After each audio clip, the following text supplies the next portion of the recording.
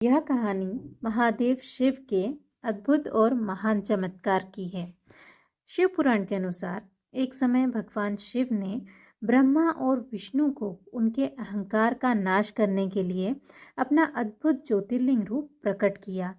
कथा की शुरुआत तब होती है जब ब्रह्मा जी, जो सृष्टि के निर्माता हैं, और भगवान विष्णु, जो पालन करता है, दोनों अपने अपने कार्यों की श्रेष्ठता को लेकर विवाद करने लगते हैं। ब्रह्मा जी कहते हैं कि उन्होंने इस पूरे ब्रह्मांड को बनाया है, इसलिए वे श्रेष्ठ हैं। वहीं भगवान विष्णु कहते हैं कि वे सृष्टि का पालन करते हैं, इसलिए उनकी श्रेष्ठता सबसे अधिक है। दोनों का यह विवाद इतना बढ़ गया कि सभी देवता चिंतित हो गए। तब भगवान शिव ने इस विवाद को समाप्त करने के लिए एक दिव्य ज्योतिर्लिंग का प्रकट किया। वह ज्योतिर्लिंग अनंत प्रकाश का एक स्तंभ था, जिसकी न तो कोई शुरुआत थी और न ही कोई अंत। ब्रह्मा और विष्णु ने ज्योतिर्लिंग के आकार को जानने का निश्चय किया। ब्रह्मा जी ने ऊपर जाकर इसकी सीमा खोजने का प्रयास किया और विष्णु जी ने नीचे जाकर। दोनों ने अपनी अपनी शक्तियों का उपयोग किया, लेकिन वे इसकी सीमा नहीं जान सके। ब्रह्मा जी ने झूठ बोलकर कहा कि उन्होंने ज्योतिर्लिंग के अंत को देख लिया है। उन्होंने एक केतकी के फूल को गवाह बनाया, लेकिन भगवान शिव उनके झूठ को पहचान गए और उन्हें सजा दी। उन्होंने ब्रह्मा जी की पूजा को समाप्त कर दिया।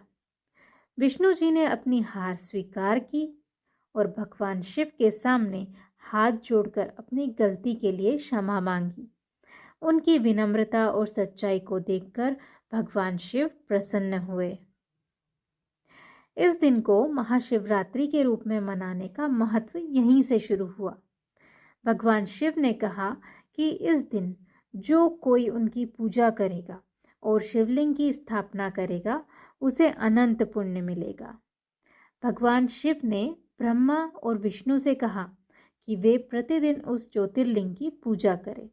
उन्होंने बताया कि यह शिवलिंग उनके निष्कल और सकल दोनों रूपों का प्रतीक है। निष्कल शिव का निराकार रूप है और सकल उनका साकार रूप है। भगवान शिव ने यह भी समझाया कि लिंग और लिंगी, शिव और शक्ति में कोई भेद नहीं है। शिवलिंग की पूजा करने से भोग और मोक्ष दोनों की प्राप्ति होती है। शिवलिंग की स्थापना और उसकी पूजा से भगवान शिव के समान ही महान फल प्राप्त होता है। शिवलिंग के अभाव में मूर्ति की पूजा गौण मानी जाती है, लेकिन यदि शिवलिंग की पूजा संभव न हो तो मूर्ति पूजन भी किया जा सकता है।